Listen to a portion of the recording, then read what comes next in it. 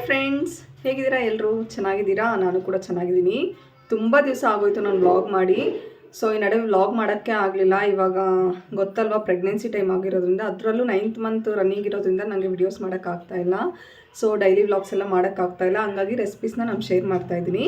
ಇವತ್ತಂತೂ ಒಂದು ಒಳ್ಳೆ ರೆಸಿಪಿ ಅಂತಲೇ ಹೇಳ್ಬೋದು, ಮೈಸೂರು ಪಾಕು. ಯಾಕೆ ಇವತ್ತು ಮೈಸೂರು ಪಾಕ್ ಮಾಡಿದೆ ಅಂತ ನೀವು ಅಂದ್ಕೋಬೋದು. ಇವತ್ತೇನು ಗೊತ್ತಾ, ನಮ್ಮ ಯೂಟ್ಯೂಬ್ ಫ್ಯಾಮ್ಲಿ 100 ಸಬ್ಸ್ಕ್ರೈಬರ್ಸ್ ಮಾಡಿಕೊಟ್ಟಿದ್ದೀರಾ. ಥ್ಯಾಂಕ್ ಯು ಸೋ ಮಚ್ ಎಲ್ರಿಗೂ. ಸೊ ಇದೇ ಥರ ಸಪೋರ್ಟ್ ಮಾಡ್ತಾಯಿರಿ. ನನಗಂತೂ ತುಂಬಾ ಖುಷಿ ಆಗ್ತಾಯಿದೆ. ನಾನು ಆ್ಯಕ್ಚುಲಿ ಚಾನಲ್ನ ಸ್ಟಾರ್ಟ್ ಮಾಡಿ ಯೂಟ್ಯೂಬ್ನ ಸ್ಟಾರ್ಟ್ ಮಾಡಿ 2 ಮಂತ್ಸ್ ಆಯ್ತು ಅಷ್ಟೇ. ಸೊ ನನಗೆ 100 ಸಬ್ಸ್ಕ್ರೈಬರ್ಸ್, 101 ಸಬ್ಸ್ಕ್ರೈಬರ್ಸ್ ಆಗಿದ್ದೀರಾ. ಥ್ಯಾಂಕ್ ಯು ಸೋ ಮಚ್ ಎಲ್ರಿಗೂ. ಸೊ ಇದೇ ಥರ ಸಪೋರ್ಟ್ ಮಾಡ್ತಾಯಿರಿ. ನನ್ನ ಎಫರ್ಟು ಕೂಡ ತುಂಬಾ ಇತ್ತು.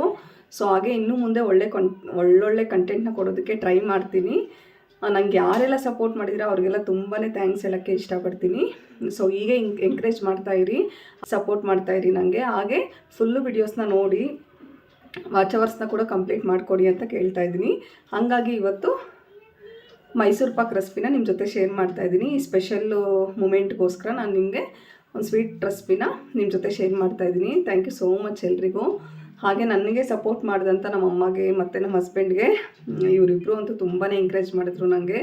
ಅವ್ರಿಗೂ ಕೂಡ ತುಂಬ ಥ್ಯಾಂಕ್ಸ್ ಹೇಳೋದಕ್ಕೆ ಇಷ್ಟಪಡ್ತೀನಿ. ನನ್ನನ್ನು ನಾನು ತುಂಬ ಮೋಟಿವೇಟ್ ಮಾಡೋದಕ್ಕೆ ಇದೆಲ್ಲ ಹೆಲ್ಪ್ ಆಗುತ್ತೆ ಅಂದ್ಕೊತಾ ಇದ್ದೀನಿ. ಸೊ ಹಂಗಾಗಿ ಇದು ಬಂದು ಒಂದು ಸ್ಪೆಷಲ್ ವಿಡಿಯೋ ಅಂತಲೇ ಹೇಳ್ಬೋದು. ನನಗೆ ಅನ್ಕೋಬೋದು ನೀವೆಲ್ಲ ಏನು 100 ಸಬ್ಸ್ಕ್ರೈಬರ್ಸ್ ಎಲ್ಲ ಇಷ್ಟು ಖುಷಿ ಪಡ್ತಾಯಿದ್ದೀರಾ ಅದು ಇದು ಅಂತ. ಕಷ್ಟಪಟ್ಟಿರೋರಿಗೆ ಅಲ್ವಾ ಅದ್ರ ಪ್ರತಿಫಲ ಏನು ಅಂತ ಗೊತ್ತಾಗೋದು. ಸೊ ಹಂಗಾಗಿ ನಾನು ಜಸ್ಟ್ ನಿಮ್ಮ ಹತ್ರ ಎಕ್ಸ್ಪ್ರೆಸ್ ಮಾಡ್ತಾಯಿದ್ದೀನಿ ಅಷ್ಟೇ. ನನಗಂತೂ ತುಂಬಾ ಖುಷಿ ಆಗ್ತಾಯಿದೆ. ನಾನು ವೆಯ್ಟ್ ಮಾಡ್ತಾಯಿದ್ದೆ, ಸಬ್ಸ್ಕ್ರೈಬರ್ಸ್ ಯಾವಾಗ ಆಗ್ತೀರಾ ಅಂತ. ಒಂದು ಸಬ್ಸ್ಕ್ರೈಬರ್ಸ್ ಅವರೇ ನನಗೆ ಏನೋ ಖುಷಿ, ಹೋಗ್ಬಿಟ್ಟಿದ್ದಾರೆ ಇವತ್ತು ನನ್ನ ವೀಡಿಯೋಸ್ ಎಲ್ಲ ಇಷ್ಟ ಆಗ್ತಾಯಿದೆ ಅಂತ ಹೇಳ್ಬಿಟ್ಟು. ಸೊ ಹಂಗಾಗಿ ತುಂಬಾ ಖುಷಿ ಆಗ್ತಾಯಿದೆ. ಸೊ ಇವತ್ತು ಮೈಸೂರು ಪಾಕ್ ರೆಸಿಪಿನ ಕೂಡ ನಿಮ್ಮ ಜೊತೆ ಶೇರ್ ಮಾಡ್ತಾಯಿದ್ದೀನಿ. ನೀವು ಒಂದು ಸಲ ಟ್ರೈ ಮಾಡಿ, ತುಂಬಾ ಚೆನ್ನಾಗಿರುತ್ತೆ. ಹಾಗೆ ಆ ರೆಸಿಪಿ ಹೇಗಿದೆ ಅಂತ ನನಗೆ ಕಮೆಂಟ್ ಮಾಡಿ ತಿಳಿಸಿ. ಸೊ ಇದಾಗಿತ್ತು ನನ್ನ ಇವತ್ತಿನ ವಿಡಿಯೋ. ಸೊ ಈಗ ರೆಸಿಪಿನ ಶೇರ್ ಮಾಡ್ತೀನಿ, ಹೋಗಿ ನೋಡ್ಕೊಂಬನ್ನಿ. ಸೊ ಹಾಗೆ ನೀವು ಕೂಡ ಮಾಡ್ಕೊತೀನಿ, ಇದೆಲ್ಲ ನಿಮ್ಮಿಂದನೇ. ಸೊ ಹೀಗೆ ನನ್ನ ಇಷ್ಟಪಡಿ, ನನ್ನ ವೀಡಿಯೋಸ್ನ ಇಷ್ಟಪಡಿ. ಹಾಗೆ ನಾನೇನಾದರೂ ಚೇಂಜಸ್ ಮಾಡ್ಕೋಬೇಕಾ ಅಂತ ನನಗೆ ಕಮೆಂಟ್ ಮಾಡಿ ತಿಳಿಸಿ. ಸೊ ಈ ಥರ ವೀಡಿಯೋಸ್ ಬೇಕು ಅಂತ ಹೇಳ್ಬಿಟ್ಟು ನೀವು ನನ್ನನ್ನು ಕೇಳಿ, ನಾನು ಆ ಥರ ವೀಡಿಯೋಸ್ನ ಮಾಡೋದಕ್ಕೆ ಟ್ರೈ ಮಾಡ್ತೀನಿ. Thank you for 101 subscribers. So ತುಂಬಾ ಖುಷಿ ಆಗ್ತಾಯಿದೆ, ಹೀಗೆ ಸಪೋರ್ಟ್ ಮಾಡ್ತಾಯಿರಿ. ಸೊ ಇದಾಗಿತ್ತು. ಹೋಗಿ ರೆಸಿಪಿನ ನೋಡಿಕೊಂಡು ಅದನ್ನ ನೀವು ಒಂದು ಸಲ ಟ್ರೈ ಮಾಡಿ. So thank you.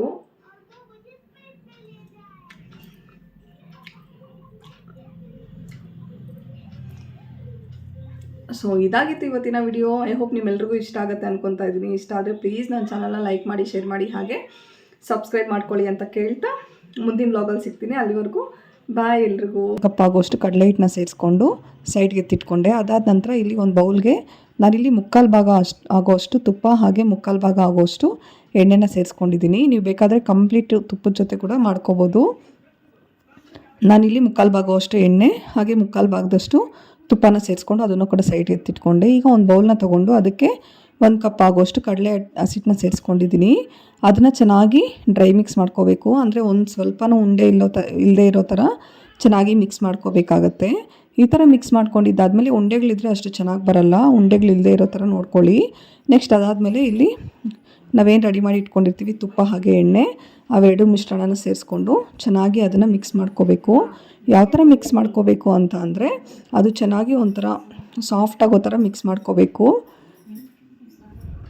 ನೋಡಿ, ಈ ಥರ ಸ್ವಲ್ಪನೇ ಕಲಿಸ್ಕೊಂಡು ಚೆನ್ನಾಗಿ ಅದನ್ನು ಮಿಕ್ಸ್ ಮಾಡ್ಕೋಬೇಕಾಗುತ್ತೆ. ನಿಮ್ಮ ಹತ್ರ ಬ್ಲೆಂಡರ್ ಇದ್ದರೆ ಬ್ಲೆಂಡರ್ ಸಹಾಯದಿಂದ ಕೂಡ ಮಿಕ್ಸ್ ಮಾಡ್ಕೋಬೋದು. ನಾನಿಲ್ಲಿ ಕೈಯಲ್ಲೇ ಮಿಕ್ಸ್ ಮಾಡ್ಕೊತಾ ಇದ್ದೀನಿ. ನೋಡಿ, ಈ ಥರ ಮಿಕ್ಸ್ ಮಾಡಿಕೊಂಡು ಈ ಸ್ಟ್ರಕ್ಚರ್ ಬಂದರೆ ಸರಿ ಹೋಗುತ್ತೆ. ನೆಕ್ಸ್ಟ್ ಇನ್ನು ಅದಾದಮೇಲೆ ಒಂದು ದೊಡ್ಡ ಪ್ಲೇಟ್ ತೊಗೊಂಡು, ಅಂದರೆ ನಾವು ಮೈಸೂರು ಪಾಕ್ ರೆಡಿ ಮಾಡ್ಕೊಂಡಿದ್ದ ತಕ್ಷಣ ಈ ಪ್ಲೇಟ್ಗೆ ಹಾಕ್ಕೋಬೇಕಲ್ವಾ, ಹಾಗಾಗಿ ಇಲ್ಲಿ ನಾನು ಅದಕ್ಕೆ ತುಪ್ಪ ಅಥವಾ ಎಣ್ಣೆನ ಸವರಿಸ್ಕೊಂಡು ಚೆನ್ನಾಗಿ ಸವರ್ಕೊತಾ ಇದ್ದೀನಿ. ನಿಮ್ಗೆ ಯಾವ್ದು ಬೇಕೋ ಅಂದರೆ ಕ್ವಾಂಟಿಟಿ ನೋಡಿಕೊಂಡು ನೀವು ತಟ್ಟೆನ ತೊಗೊಳ್ಳಿ. ನನಗೆ ಇಲ್ಲಿ ಈ ತಟ್ಟೆ ಸಾಕಾಗುತ್ತೆ, ಹಾಗಾಗಿ ಇದನ್ನು ತೊಗೊಂಡು ಅದಕ್ಕೆ ನೀಟಾಗಿ ಎಣ್ಣೆ ಮತ್ತು ತುಪ್ಪನ ಸವರಿಸ್ಕೊಂಡು ಸೈಡ್ಗೆ ಎತ್ತಿಟ್ಕೊಂಡೆ. ನೆಕ್ಸ್ಟ್ ಇನ್ನು ಅದಾದಮೇಲೆ ಇಲ್ಲಿ ಒಂದು ಸ್ಟವ್ನ ಆನ್ ಮಾಡಿಕೊಂಡು ಒಂದು ಕಡಾಯಿನ ಇಟ್ಕೊಂಡಿದ್ದೀನಿ. ಆ ಕಡಾಯಿ ಕಾದಿದ ನಂತರ ನಾನಿಲ್ಲಿ 1 ಕಪ್ ಆಗೋಷ್ಟು ಕಡಲೆ ಹಿಟ್ಟನ್ನ ತೊಗೊಂಡಿದ್ದೆ ಅಲ್ವಾ, ಅದೇ ಕಪ್ಪಲ್ಲಿ 1.5 ಆಗೋಷ್ಟು ಸಕ್ಕರೆನ ತೊಗೊಂಡಿದ್ದೀನಿ. ಅಂದರೆ ನಿಮಗೆ ಸ್ವೀಟ್ ಎಷ್ಟು ಬೇಕೋ ಅಷ್ಟು ನೋಡ್ಕೊಂಡು ಸೇರಿಸ್ಕೊಳ್ಳಿ. 1.5 ಕಪ್ ಆಗೋಷ್ಟು ಸಕ್ಕರೆ ಸೇರಿಸ್ಕೊಂಡ್ರೆ ಸಾಕಾಗುತ್ತೆ. ಇಲ್ಲಿ ನೀರು ಜಾಸ್ತಿ ಹಾಕ್ಕೋಬಾರ್ದು. ನೀರು ಎಷ್ಟು ಹಾಕ್ಕೋಬೇಕು ಅಂತಂದರೆ ಒಂದು ಅರ್ಧ ಕಪ್ ಆಗೋಷ್ಟು ನೀರು ಮಾತ್ರ ಸೇರಿಸ್ಕೊಂಡಿದ್ದೀನಿ. ಈ ಥರ ಸೇರಿಸ್ಕೊಂಡು ನಾವು ಫಸ್ಟು ಪಾಕನ ರೆಡಿ ಮಾಡ್ಕೋಬೇಕಾಗತ್ತೆ. ಪಾಕ ಯಾವ ಥರ ಬರಬೇಕು ಅಂದರೆ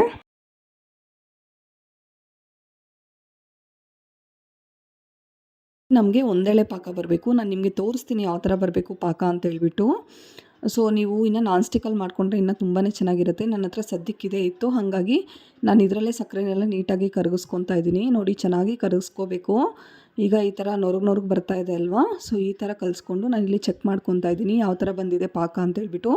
ಒಂದೇಳೆ ಪಾಕ ಅಂತಂದರೆ ಒಂಥರ ಬಳ್ಳಿ ಥರ ಬರಬೇಕು. ನೋಡಿ ಇಲ್ಲಿ ನಾನು ತೋರಿಸ್ತಾ ಇದ್ದೀನಲ್ವ, ಈ ಥರ ಬಂದರೆ ಸಾಕಾಗತ್ತೆ. ಆವಾಗ ಪಾಕ ಕರೆಕ್ಟಾಗಿ ರೆಡಿ ಆಗಿದೆ ಅಂತ ಅರ್ಥ.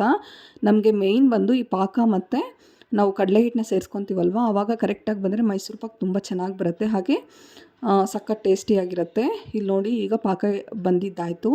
ಈಗ ನಾನಿಲ್ಲಿ ಅದಕ್ಕೆ ನಾವೇನು ರೆಡಿ ಮಾಡ್ಕೊಂಡಿರ್ತೀವಿ ತುಪ್ಪದ ಮತ್ತು ಕಡಲೆ ಹಿಟ್ಟಿನ ಮಿಕ್ಸರು, ಅದನ್ನು ಸೇರಿಸ್ಕೊಂಡು ಚೆನ್ನಾಗಿ ಅದನ್ನು ಕಲಿಸ್ಕೋಬೇಕು. ಸರ್ಕಲ್ ಶೇಪಲ್ಲಿ ಚೆನ್ನಾಗಿ ಕಲಿಸ್ಕೊತಾ ಹೋಗ್ಬೇಕು ಅದನ್ನು. ನೋಡಿ ಈ ಥರ ಕಲಿಸ್ಕೊತಾ ಚೆನ್ನಾಗಿ ಕಲಿಸ್ಬೇಕು ಅದನ್ನು. ಈ ಥರ ಕರಗಿಸ್ಕೊತಾ ಇದ್ದರೆ ಆವಾಗ ಅದೇನಾಗುತ್ತೆ ಅಂತಂದರೆ ನಮಗೆ ಬಬಲ್ಸ್ ಥರ ಬರುತ್ತೆ. ಬಬಲ್ಸ್ ಥರ ಬಂದರೆ ಆವಾಗ ನಮಗೆ ಕರೆಕ್ಟಾಗಿ ಪಾಕ ರೆಡಿಯಾಗಿದೆ ಅಂತ ಅರ್ಥ. ನೀವು ಮೇಯ್ನು ಇದರಲ್ಲಿ ಸ್ವಲ್ಪ ಹುಷಾರಾಗಿರಬೇಕು. ಅಂದರೆ ಪಾಕ ಸ್ವಲ್ಪ ಚೆನ್ನಾಗಿ ಬಂದು ಈ ಟೆಕ್ಸ್ಚರ್ ಏನಾದರೂ ಚೆನ್ನಾಗಿ ಬಂತು ಅಂತಂದರೆ ಮೈಸೂರು ಪಾಕ್ ಅಂತೂ ತುಂಬಾ ಚೆನ್ನಾಗಿ ಬರುತ್ತೆ. ನಾನು ಇಲ್ಲಿ ತೋರಿಸ್ತೀನಿ ನಿಮಗೆ ಯಾವ ಥರ ಬರುತ್ತೆ ಅಂತ ಹೇಳ್ಬಿಟ್ಟು. ಬಬಲ್ಸು ನೋಡಿ ಈಗ ಆಲ್ಮೋಸ್ಟ್ ರೆಡಿ ಆಗಿದೆ. ಈ ಥರ ಕರಗಿಸ್ಕೊತಾ ಇದ್ದರೆ ರೊಟೇಟ್ ಮಾಡ್ಕೊತಾ ಇದ್ದರೆ ಅದು ಈ ಥರ ಬಬಲ್ಸ್ ಬರುತ್ತೆ ಲಾಸ್ಟಲ್ಲಿ. ಜಾಸ್ತಿ ಸ್ವಲ್ಪ ಹೊತ್ತು ಈ ಥರ ಕರಗಿಸ್ಕೊತಾ ಅದು ಬಬಲ್ಸ್ ಬರೋದಕ್ಕೆ ಸ್ಟಾರ್ಟ್ ಆಗುತ್ತೆ. ಆವಾಗ ನಮಗೆ ಕರೆಕ್ಟ್ ಕನ್ಸಿಸ್ಟೆನ್ಸಿಗೆ ಬಂದಿದೆ ಅಂತ ಅರ್ಥ. ನಿಮಗೆ ಮಾಡ್ತಾಯಿದ್ರೇ ಗೊತ್ತಾಗ್ಬಿಡುತ್ತೆ. ಸೊ ನೋಡಿ ಇಲ್ಲಿ ಈ ಥರ ಕರಗಿಸ್ಕೊಂಡು ನೋಡಿ ಇವಾಗ ಬಬಲ್ಸ್ ಬರ್ತಾ ಇದೆ ಅಲ್ವಾ. ಸೊ ಇವಾಗ ನಾವೇನು ಮಾಡ್ಕೋಬೇಕು ಅಂತಂದರೆ ಮಿಕ್ಕಿರುತ್ತೆ ಅಲ್ವಾ ತುಪ್ಪ ಮತ್ತು ಎಣ್ಣೆ ಮಿಶ್ರಣ, ಅದನ್ನು ಸೇರಿಸ್ಕೊಂಡು ಅದನ್ನು ಚೆನ್ನಾಗಿ ಮತ್ತೆ ತಿರುಗಿಸ್ಕೋಬೇಕು. ನೋಡಿ ಸ್ವಲ್ಪನೇ ಹಾಕ್ಕೊಂಡು ತಿರುಗಿಸ್ಕೊತಾ ಇದ್ದರೆ ಅದೆಲ್ಲನೂ ಬೆಣ್ಣೆ ಮತ್ತು ತುಪ್ಪ ಮತ್ತು ಎಣ್ಣೆನ ಚೆನ್ನಾಗಿ ಅದು ಹೀರ್ಕೊಳ್ತಾ ಇರುತ್ತೆ. ಹೀರ್ಕೊಂಡಿದ್ದಾದಮೇಲೆ ಮತ್ತು ನಾವು ಎಷ್ಟಿದೆಯೋ ಅಷ್ಟನ್ನು ಹಾಕ್ಕೊಂಡು ಚೆನ್ನಾಗಿ ಮಿಕ್ಸ್ ಮಾಡ್ಕೊತಾ ಹೋಗಬೇಕು. ನಾನಿಲ್ಲಿ ತೋರಿಸ್ತಾ ಇದ್ದೀನಿ ನೋಡಿ, ಇದೇ ಥರ ಚೆನ್ನಾಗಿ ಮಿಕ್ಸ್ ಮಾಡ್ಕೋಬೇಕಾಗತ್ತೆ. ಗ್ಯಾಪ್ ಬಿಡಬಾರ್ದು. ಈ ಥರನೇ ಮಿಕ್ಸ್ ಮಾಡ್ಕೊತಾ ಇವಾಗ ಮಿಕ್ಕಿತ್ತಲ್ವ ಎಲ್ಲದನ್ನು ಅದನ್ನು ಸೇರಿಸ್ಕೊಂಡ್ಬಿಟ್ಟೆ. ಅಂದರೆ ಎಣ್ಣೆ ಮತ್ತು ತುಪ್ಪನ ಎಲ್ಲದನ್ನು ಸೇರಿಸ್ಕೊಂಡು ಈಗ ಮಿಕ್ಸ್ ಮಾಡ್ಕೊತಾ ಇದ್ದೀನಿ ನೋಡಿ.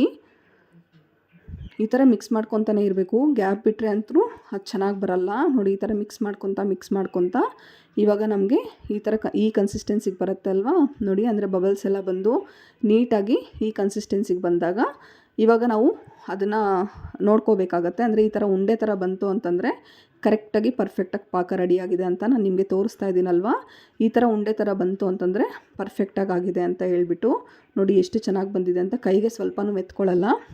ನಾವು ಉಂಡೆ ಮಾಡಿ ಯಾವ ಥರ ಇದು ಮಾಡ್ಕೊತೀವಿ ಅಂತಂದರೆ ಆ ಥರ ಬಂದಿರತ್ತೆ ಪಾಕ.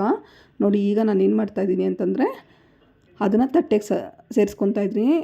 ಅಂದರೆ ನಾವು ಏನು ರೆಡಿ ಮಾಡಿ ಇಟ್ಕೊಂಡಿರ್ತೀವಿ ತುಪ್ಪ ಮತ್ತು ಆಯಿಲ್ನ ಸವರ್ಕೊಂಡಿರ್ತೀವಲ್ವ, ಆ ತಟ್ಟೆಗೆ ಅದನ್ನು ಸೇರಿಸ್ಕೊಂಡು ಜಸ್ಟ್ ಅದನ್ನು ಒಡ್ಕೊಳ್ಳಿ.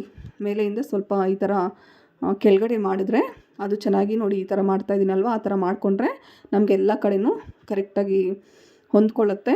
ಆಗ ಒಂದು 5ರಿಂದ 10 ನಿಮಿಷ ಬಿಟ್ಬಿಟ್ರೆ ಅದನ್ನು ತಣ್ಣಗಾಗೋದಕ್ಕೆ, ಆವಾಗ ನಾವು ಆರಾಮಾಗಿ ಮೈಸೂರು ಕಟ್ ಮಾಡ್ಕೋಬೋದು. ನಮ್ಗೆ ಯಾವ ರೀತಿ ಶೇಪ್ ಬೇಕೋ ಆ ರೀತಿ ಶೇಪಲ್ಲಿ ಕಟ್ ಮಾಡ್ಕೋಬೋದು. ನೀವು ಬೇಕಾದರೆ ಬೇರೆ ಪಾತ್ರೆಗೆ ಕೂಡ ಕನ್ವರ್ಟ್ ಮಾಡಿ ಕಟ್ ಮಾಡ್ಕೋಬೋದು. ನಾನಿಲ್ಲಿ ಜಸ್ಟ್ ಆ ಪಾತ್ರೆಯಲ್ಲೇ ಇಟ್ಕೊಂಡು ಅದನ್ನು ಕಟ್ ಮಾಡ್ಕೊತಾ ಇದ್ದೀನಿ ನೋಡಿ. ತುಂಬಾ ಚೆನ್ನಾಗಿರುತ್ತೆ ಟೇಸ್ಟು. ನಾವೇನಾದರೂ ಪಾಕ ಒಂದು ಕರೆಕ್ಟಾಗಿ ಮಾಡ್ಕೊಂಬಿಟ್ರೆ ಮಾಡೋದಂತೂ ತುಂಬಾ ಈಸಿ. ತುಂಬಾ ಚೆನ್ನಾಗಿತ್ತು. ಸೊ ನೀವು ಒಂದು ಸಲ ಟ್ರೈ ಮಾಡಿ ಹೇಗೆ ಬಂತು ಅಂತ ನನಗೆ ಕಮೆಂಟ್ ಮಾಡಿ ತಿಳಿಸಿ. ನೋಡಿ ನಾನಿಲ್ಲಿ ಕಟ್ ಮಾಡಿ ನಿಮಗೆ ತೋರಿಸ್ತಾ ಇದ್ದೀನಿ ಯಾವ ಥರ ಬಂದಿದೆ ಅಂತ. ತುಂಬಾ ಸಾಫ್ಟಾಗಿತ್ತು, ಹಾಗೆ ತುಂಬಾ ಚೆನ್ನಾಗಿತ್ತು. ಸೊ ಇದಾಗಿತ್ತು ಇವತ್ತಿನ ರೆಸಿಪಿ. ಐ ಹೋಪ್ ನಿಮ್ಮೆಲ್ರಿಗೂ ಇಷ್ಟ ಆಗುತ್ತೆ ಅಂದ್ಕೊತಾ ಇದ್ದೀನಿ. ಇಷ್ಟ ಆದರೆ ಪ್ಲೀಸ್ ಒಂದು ಲೈಕ್ ಮಾಡಿ, ಶೇರ್ ಮಾಡಿ, ಹಾಗೆ ನನ್ನ ಚಾನಲ್ನ ಸಬ್ಸ್ಕ್ರೈಬ್ ಮಾಡ್ಕೊಳ್ಳಿ. ನೋಡಿ ಎಷ್ಟು ಚೆನ್ನಾಗಿ ಬಂದಿದೆ ಅಂತ. ನಮ್ಗೆ ಯಾವ ಶೇಪಲ್ಲಿ ಬೇಕೋ ಆ ಶೇಪಲ್ಲಿ ಕಟ್ ಮಾಡ್ಕೋಬೋದು. Thank you all.